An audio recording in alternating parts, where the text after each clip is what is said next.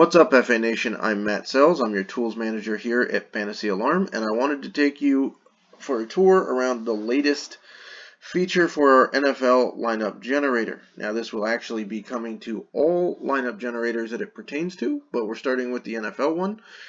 You can tell that I'm in the DraftKings Monday Night Football slate for Week 14, the Ravens against the Browns. And let's go ahead and check out what we've changed. Well, here's what we have done. We've gone ahead and changed the way you lock players.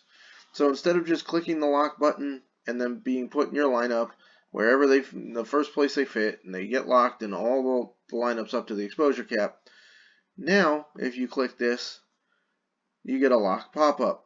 So this first box, the lock percentage, dictates the overall percentage of lineups this player must be locked into. So if you don't change your exposure cap, you leave it at 100%, and you leave this at 100%, player is going to show up in 100% of your lineups.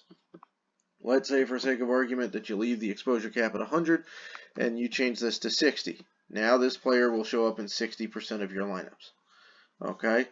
This next box, captain or flex, you can select which spot you want to put them in, right? So let's go with captain. And then what percentage of the overall lineups do you want them to be in the captain mode? So if you put them in captain, if this is at 50%, right now, if you make, let's go up here and change this to 10 lineups that we're making tonight.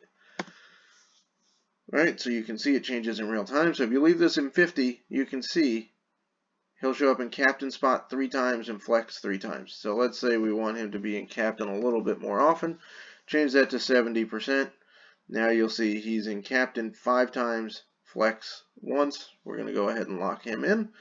And now you get this lock pop-up that keeps track of where guys are being locked, and it tells you over here how many times they're showing up in that spot, and it tells you how many spots you have remaining.